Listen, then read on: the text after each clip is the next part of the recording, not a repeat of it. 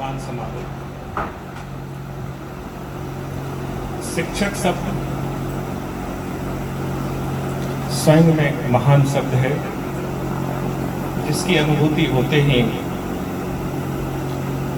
श्रद्धा में सिर खुद ब खुद झुक जाता है। और आज हम उन्हीं महान शिक्षकों के सम्मान में यहाँ पहुँचे हैं। हमारे बीच उपस्थित हैं परम आदरणीय पूर्व विधायक किशोर कुमार मुन्ना जी, परम आदरणीय निखिल मंडल जी, परम आदरणीय संजय सिंह जी, रमेश मेहता कॉलेज की पूर्व प्राचार्य डॉक्टर रेणु सिंह जी, आदरणीय बहन नागवंती झा जी, परम आदरणीय सुनील बाबू, परम आदरणीय तरुण झा जी, संजीव बाबू, विक्रमादित्य जी, हमारे परम प्रिय छोटे भाई गौतम कृष्ण जी, राइन साहब और इस प्रसाद में उपस्थित तमाम लोगों का मैं हृदय से आभार व्यक्त करता हूँ कि आपने मुझे कुछ बोलने का मौका दिया। और इस प्रसाद में सबसे महत्वपूर्ण लोगों के रूप में छात्र भी नजर आ रहे हैं। और जब छात्र यहाँ हैं तो छात्रों से कहना चाहूंगा, ढूंढ लेना अंधेरों में अपनी मंजिल, ढूंढ लेना अंधेरों में अपनी मंजिल, जुगनू कभी रोशनी के मोहताज नहीं होते। आप छात्रों को बहुत दूर जाना है, सहरसा, बिहार और इस देश का नाम रोशन करना है। और आपके इस कर्म में आपके साथ आपके महान शिक्षक हैं। शिक्षा भारतीय चिंतन में और यूरोपियन चिंतन में भी बहुत ही महत्वपूर्ण कंपोनेंट के रूप में हमारे साथ प्राचीन काल से रही है। और शिक्षा के महत्व को कम करके आंका नहीं जा सकता। Education is not merely a medium to gain employment opportunities. ये सिर्फ एम्प्लॉयमेंट पाने का महत्वपूर्ण साधन नहीं है, यह आपके व्यक्तित्व को तराशता है, यह इंडिविजुअल माइंड को तराशता है, यह नेशन बिल्डिंग में भी एक महत्वपूर्ण कंपोनेंट के रूप में काम करता है। महात्मा गांधी ने कहा था, youth are agent of transformation and to transform our society. हम लोगों को, हमारे यूथ को वेल एजुकेटेड होना चाहिए। गांधी जी ने यूथ को वेल एजुकेटेड होने के लिए कहा। लेकिन सबसे महत्वपूर्ण पहलू यह है कि वेल एजुकेटेड के मायने क्या है। वेल एजुकेटेड के मायने ये नहीं है कि आप एमए पास हैं, आप पीएचडी पास हैं, आप जेआरएफ हैं, आप गेट क्वालिफाइड हैं, आप बीटेक हैं, एमटेक हैं। वेल एजुकेटेड के मायने ये हैं कि समाज और देश के प्रति आपकी सोच कितनी सकारात्मक है, समाज और देश के प्रति आपकी सोच कितनी धनात्मक है, आप पिता का कितना आदर करते हैं, आप अपनी माता का कितना आदर करते हैं, आप समाज के बड़े बुजुर्ग का कितना आदर करते हैं, शिक्षकों के प्रति आपके दिल में कितना सम्मान है। अभी प्रभात जी ने कहा कि शिक्षक और छात्र फ्रेंडली हो गए हैं।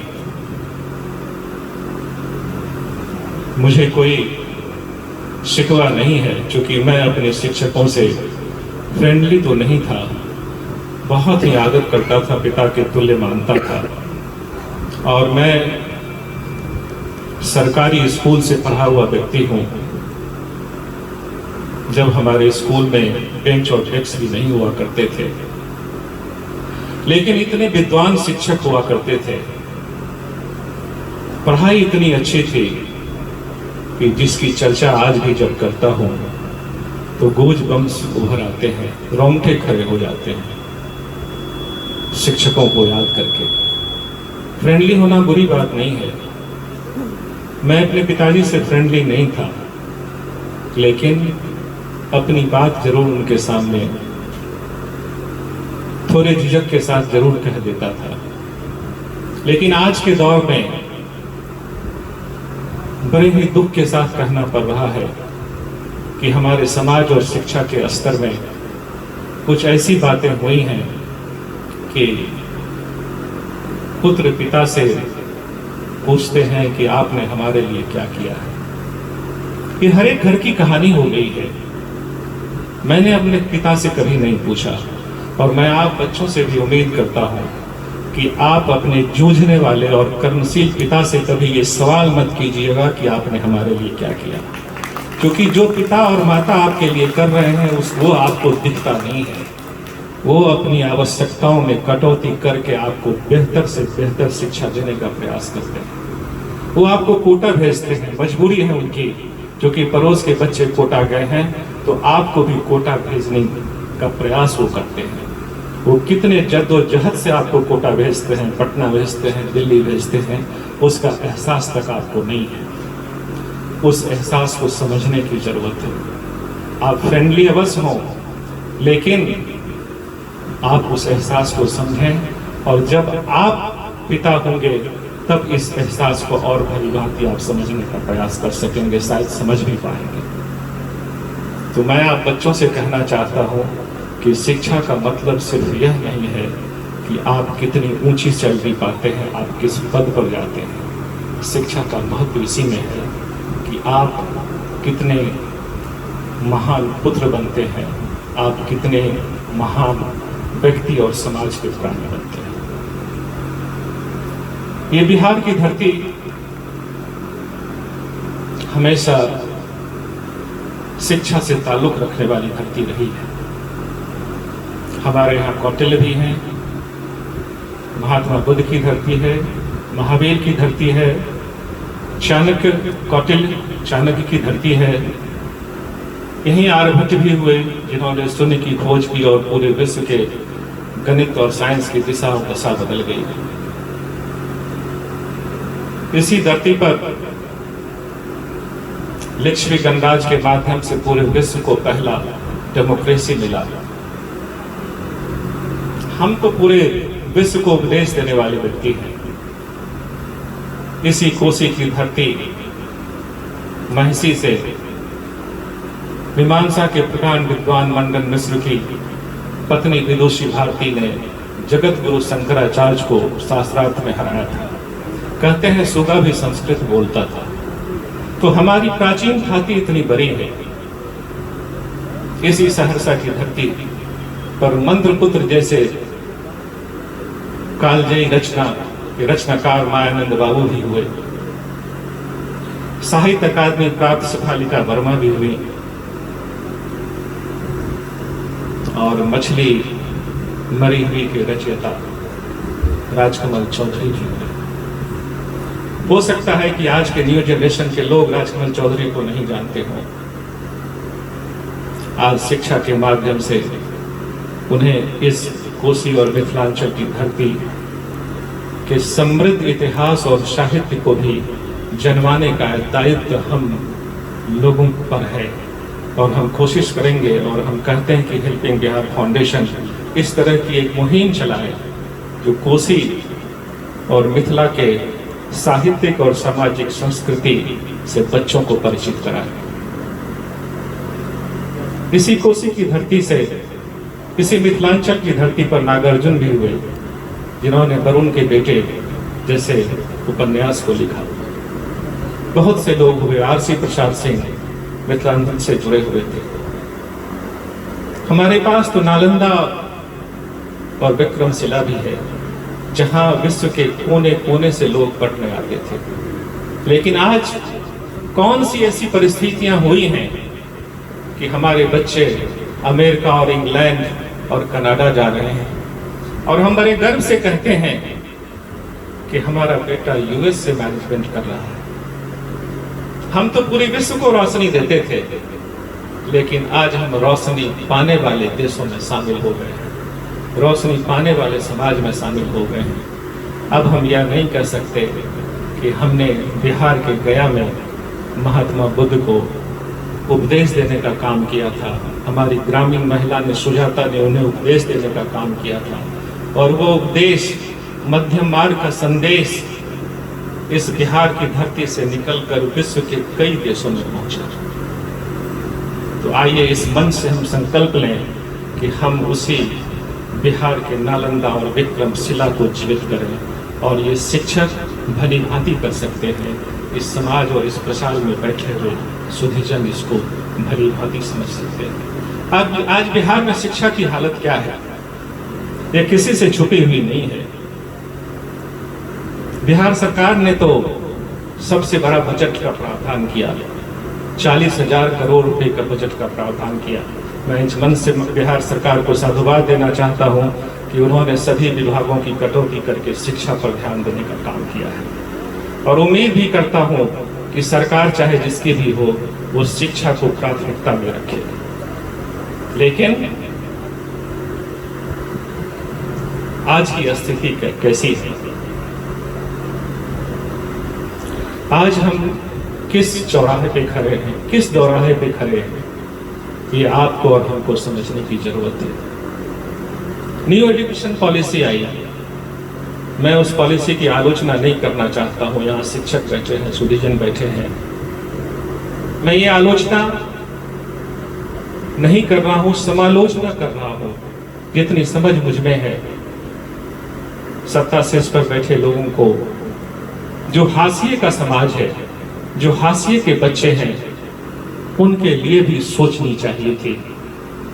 लेकिन न्यू एजुकेशन पॉलिसी में माइनॉरिटी के बच्चों के लिए, दिव्यांग के लिए, हाशिए के समाज के बच्चों के लिए बहुत कुछ नहीं है। एक स्टैंडर्ड असेसमेंट सिस्टम को न्यू एजुकेशन पॉलिसी लागू करती है। अगर हम एक स्टैंडर्ड असेसमेंट सिस्टम को लागू करते हैं तो बच्चों की क्रिटिकल थिंकिंग का क्या होगा, बच्चों की क्रिएटिविटी का क्या होगा, इस पर भी हमको और आपको सोचना होगा। और सबसे आश्चर्य का विषय तो यह है कि इस न्यू एजुकेशन पॉलिसी में शिक्षकों की भागीदारी की सुनिश्चित कहाँ की जाएगी, उनको न्यू एजुकेशन पॉलिसी के अंदर पॉलिसी मेकिंग में कोई जगह नहीं मिली है। ये सबसे बड़ा ड्रॉबैक है। मैं ये आलोचना इसलिए नहीं कर रहा हूं कि ये केंद्र सरकार का विषय है इसीलिए मुझे आलोचना करना है। मैं आलोचना इसीलिए कर रहा हूं कि आज हमारे समाज में शिक्षा एक्सपेरिमेंटल दौर में है। चाहे सत्ता किसी की हो, हमारी हो, उनकी हो, ये शिक्षा किसी के प्रायोरिटी में नहीं है। लोग नहीं चाहते हैं कि समाज शिक्षित बने। समाज अगर शिक्षित होगा तो दो चुनावों के बीच में व्यक्ति सिर्फ वोटर नहीं होगा, वो क्वेश्चन पूछेगा, वो प्रश्न करेगा, वो सत्ता से सवाल करेगा, वो उंगली उठा के कहेगा कि हमारा ये अधिकार है, हमारे अधिकार की भी रक्षा करो और ये अधिकार मुझे दो। इसीलिए सत्ता के शीर्ष पर बैठे लोग कभी नहीं चाहते हैं कि समाज शिक्षित बने। लेकिन आप जब एक वोटर होते हैं तो आपको सोचना चाहिए कि शिक्षा और स्वास्थ्य किनकी प्राथमिकताओं में होगा, कौन से लोग हमारी उस प्राथमिकताओं को ध्यान देंगे। हमको और आपको इस पर सोचना होगा।